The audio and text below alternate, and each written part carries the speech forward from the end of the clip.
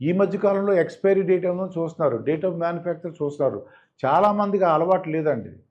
కానీ date of manufacture చూడాలి, expiry చూడాలి. దాంతో పాటు ఇక నుంచి దాంట్లో ఏమున్న ఇంగ్రీడియెంట్స్ మనకేమైనా హానికరం ఉన్నాయా? మన వెయిట్ తగ్గాలా? వెయిట్ పెరగాలా?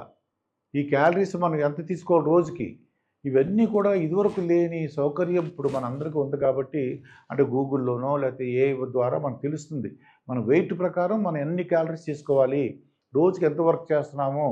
మనం ఏసీ రూమ్‌లో కూర్చుంటున్నామా?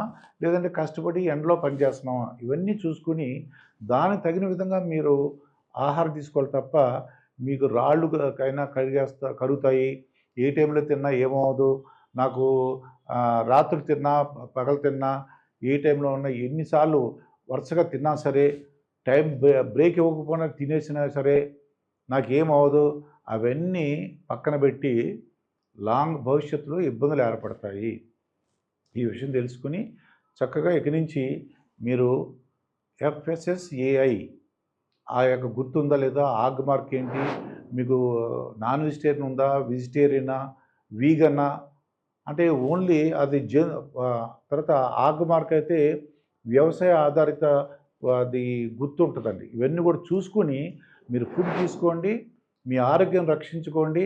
మీరు డబ్బులు దీనివల్ల ఆదా అవుతుంది. డబ్బులే కాదు, మీ కుటుంబ సభ్యులు కూడా ఆందోళన ఉండదు. మీకు వాళ్ళకి ఎవరి పని వాళ్ళు చేసుకుంటారు. ఇబ్బంది ఏమైనా వస్తే మాత్రం అందరూ కూడా డిస్టర్బ్ అవుతారు.